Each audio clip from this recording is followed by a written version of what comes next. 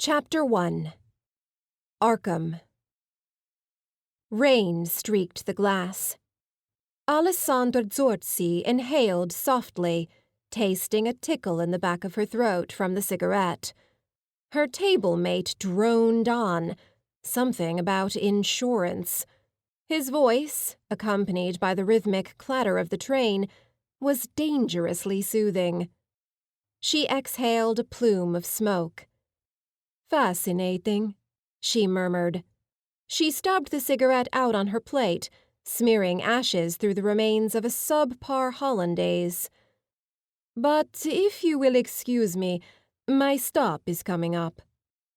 He stopped mid-sentence, a look of surprise and not a little consternation on his round face. He wasn't bad-looking, if a touch too American for her tastes, with close-cropped hair the color of ripe wheat and eyes like faded dollar bills. His suit was off the peg, but clean and brushed.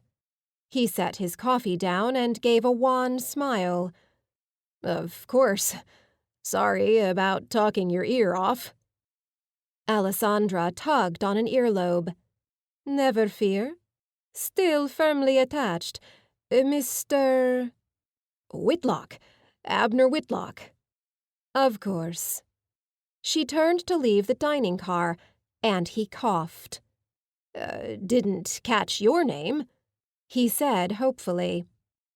She pretended not to hear him. A touch brusque, perhaps, but Abner Whitlock wasn't the sort of man to waste an alias on. In her experience, that sort was few and far between. He didn't call out after her, thankfully, or try to stop her. Sometimes men couldn't take no for an answer. That often led to awkwardness. One reason among many she kept a loaded British bulldog in her clutch. The rain thudded against the roof of the carriage as she made her way to the sleeper car. It had been raining since New York. An inauspicious start, if one believed in omens. Alessandra didn't, and at any rate, she liked the rain.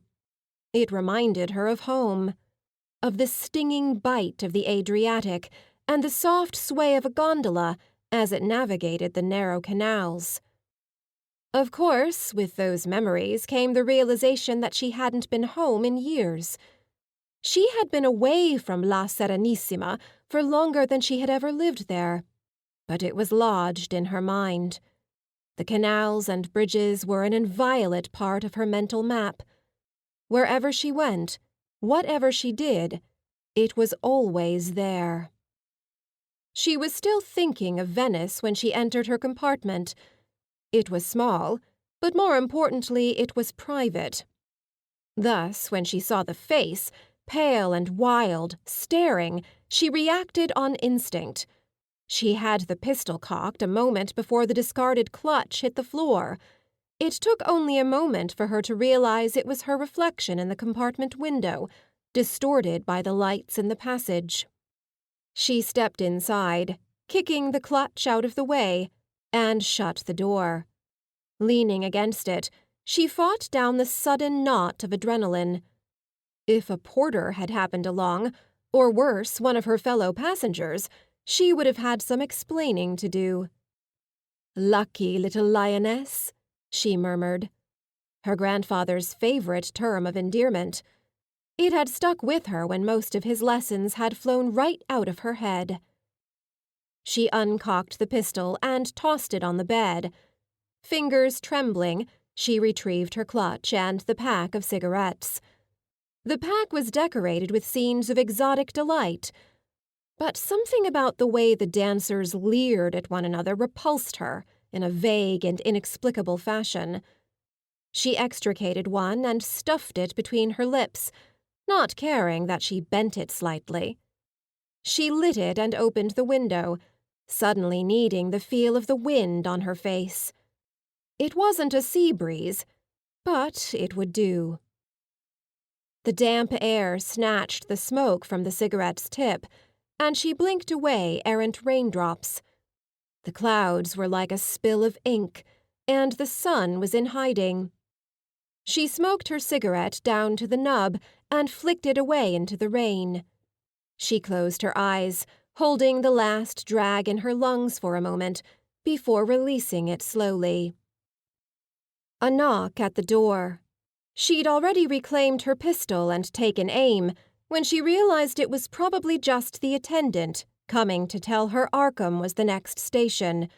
She lowered the weapon. "Yes?" A muffled reply. She hesitated. "Thank you," she said, erring on the side of caution. She heard the creak of someone moving down the corridor and relaxed slightly. She shoved her pistol back into her clutch, wanting it out of sight and out of mind. Marrakesh had left her jittery. She'd come close to being caught, closer than she liked. There was always a certain element of risk in her line of work, but having the French authorities pounding on the door to her hotel room at 3 a.m. was cutting it close, even for her. She supposed the esteemed Comte d'Erlette was still upset about the loss of his books. As they'd busted down the door, she'd gone out the window. It wasn't the first time she'd done so, nor was it likely the last. The life of a gentlewoman thief was not for the faint of heart or the weak of limb. She had learned early that circumstances were to be endured, not controlled. One could not plan for everything, though one could easily go mad trying. She began the laborious process of packing. Her suitcases were mostly for show. There was nothing in them she would be broken-hearted about losing. Indeed, she'd abandoned more than one wardrobe in her career. Clothes were just things, and things could be replaced. Often with nicer things, depending on the state of one's bank account. Right now, hers was in worse shape than she liked to admit in mixed company. It was an expensive sort of life. That was why she'd accepted her latest client's offer. The theft of a few precious artifacts from a museum exhibition was easy money as far as she was concerned. All it cost was time, and she had plenty of that at the moment. There were worse ways to live. She could have been married, after all. While she quite enjoyed a good party, she could think of no darker hell than the same face staring at her across the table every morning. Her sisters had chosen marriage. They'd always been more upstanding sorts, with a keen appreciation for the largesse stability brought. On days like today, she couldn't say that they'd been wrong. When it came time to retire, she might have to find her own doddering old Milanese dinosaur to woo, wed, bed, and bury. Possibly not in that order. Of course, if the Honourable Comte ever caught up with her, she might not live that long. French aristocrats had distressingly long memories, and d'Erlette had deep pockets to go with them. That was why she'd decided to up stakes for the States for a year or 3. Long enough for her picture to stop circulating through the cafes and souks of her usual haunts. Besides which, America was supposed to be a land of opportunity. And if there was one thing Alessandra Zorzi liked, it was opportunity. The train was starting to slow. She left her luggage for the porters and shrugged into her coat and hat. She took a moment to study herself in the ensuite's mirror. Tall and dark, with sharp features, wearing a cloche hat, short tubular dress, earrings hanging like fuchsias. Her stole was last year's fur, but she doubted anyone in Arkham, Massachusetts would be able to tell. She removed her clutch and gave it a fond pat. Another knock at the door. This time she didn't give in to the impulse to go for her pistol. "Coming," she said, plastering a smile on her face. She stepped past the attendant with a nod, pressing a discreet gratuity into his hands. He beamed at her and tipped his cap. She wasn't so flush with funds that she could afford generosity, But she considered tips to porters, pages, and housemaids a necessary business expense. It often kept them from remembering her clearly when the police came around asking awkward questions. Outside the compartment windows, the station was visible. Bathed in a watery orange glow, it was singularly unprepossessing, a crumbling castle from another time and place, looming over the dark, serpentine length of the Miskatonic. Further adding to this impression were the two great towers of stone standing sentry over the parallel tracks. Alessandra could imagine cauldrons of boiling oil being tipped over the parapets onto the invading barbarian hordes from Boston, Providence, and Kingsport. The train gave a shiver and slid to a halt. She fell into line with the other passengers and paused at the door, only to adjust her stole. It was warm for autumn, despite the rain. She joined the rest of the passengers awaiting their luggage. Samakona wouldn't have sent anyone to greet her. From what little she knew of her new client, he was as much a stranger here as she was. Not that she knew much about him at all. She didn't even know how he'd managed to contact her. None of her usual connections had admitted to passing her name along. In her line, word of mouth was better than a business card. But most former clients were smart enough to ask permission before allowing a newcomer into their ranks. The name was unusual. Asturian, she thought. Or maybe Galician. Regardless, she doubted it was his real one. Her clients almost always employed aliases, unless they were particularly foolish or simply didn't care. Frankly, so long as his money was good, he could call himself whatever he liked. Railroad bulls prowled the platform, trying hard not to look like undercover security men. She tensed, watching the nearest of them out of the corner of her eye. She'd been forced to flee through more than one train station in her time. If they were here for her, she intended to give them a run for their money. But none of them so much as glanced her way. "Oh, fancy meeting you here." She turned. Abner Whitlock smiled genially at her. He had his raincoat over one arm and his hat in hand. A heavy carpet bag rested beside his foot. "I meant to ask earlier. You wouldn't happen to be in town for the special exhibition, would you?" "And why would you think that?" she asked, suddenly alert. No reason. It's why I'm here. My company is underwriting it." He grinned. "It sounds interesting, if nothing else.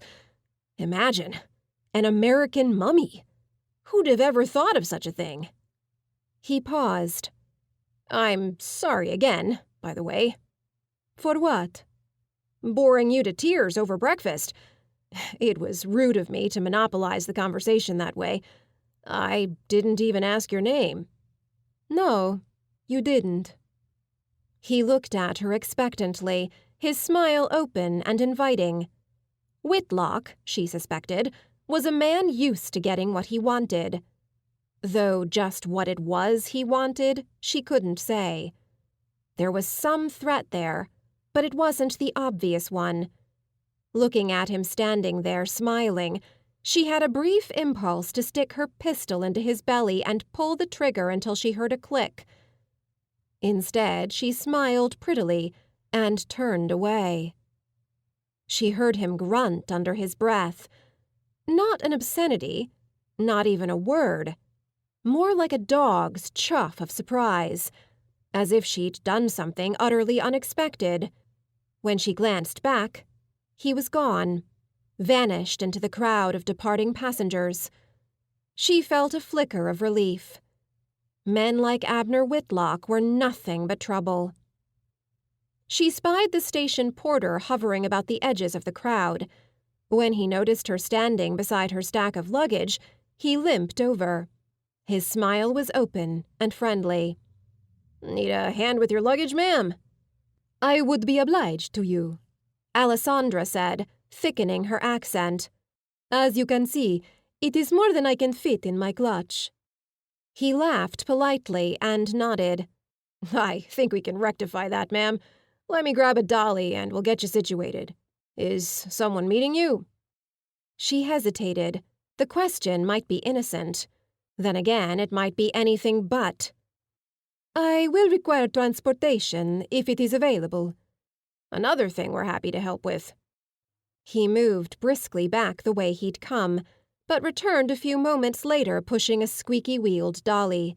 Despite his limp, he moved quickly and loaded up her luggage without difficulty.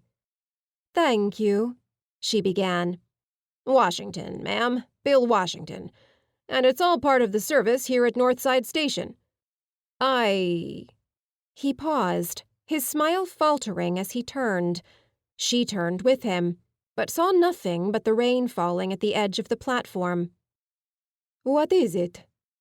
His smile snapped back into focus. Not a thing, ma'am. Thought I heard something is all. To tell the truth, this old station has a bit of a rat problem. He pushed her luggage out of the station. A handful of taxicabs waited along the sidewalk. Bill paused, as if looking for one in particular. He smiled and started towards one situated a bit away from the others. He banged on the roof when he reached it. Wake up, Pepper. You've got a fare. There was a muffled yelp, as if someone had been startled. Then a gawky figure climbed out of the cab. I wasn't sleeping, the cabbie said. Sure you weren't, Pepper, Bill said. This lady needs a cab. You're it. The cabbie, Pepper, stuck out his chin and squared off with the much taller porter. He was young, far younger than he was attempting to appear, she thought. He had thin, boyish features, without a hint of facial hair, and a spatter of freckles across his nose and cheeks. He wore a battered flat cap and loose clothes. Only I say who gets a ride in my cab, Washington. Bill's smile became pained. You're embarrassing me, Pepper. Golly, wouldn't want that, Pepper said. He glanced at Alessandra and stuck out his hand. Gingerly, she took it. Pepper Kelly, pleased to meet you. An unusual name. I am Alessandra. Alessandra Sorzi. Pepper whistled. You want to talk names? I think you got me beat, lady. He paused. You got a funny accent. My apologies. Alessandra smiled. She preferred honest rudeness to false bonhomie. He shrugged and stuffed his hands in his pockets. It's not a problem. Just thought I'd mention it. Something about the way he said it made Alessandra's instincts twitch. Her eyes strayed to the line of his jaw, the set of his face, the way he spoke and moved, even his handshake, like pieces of a puzzle. Alessandra had always had a gift for puzzles. It was what made her a good thief. Being a thief, as opposed to a stick-up artist or a burglar, required the sort of cunning that few people possessed in abundance. She glanced at Bill and saw the porter's jaw tighten. Before he could speak, she said, You know, in Paris, cab drivers get the door for their passengers. The cabbie glanced at her. We ain't in Paris. No, just thought I'd mention it. He thought about this for a moment, then laughed and made to open the trunk of the cab. You're all right, sister. Hurry up and get out of the rain. I'll help old Bill here with your luggage.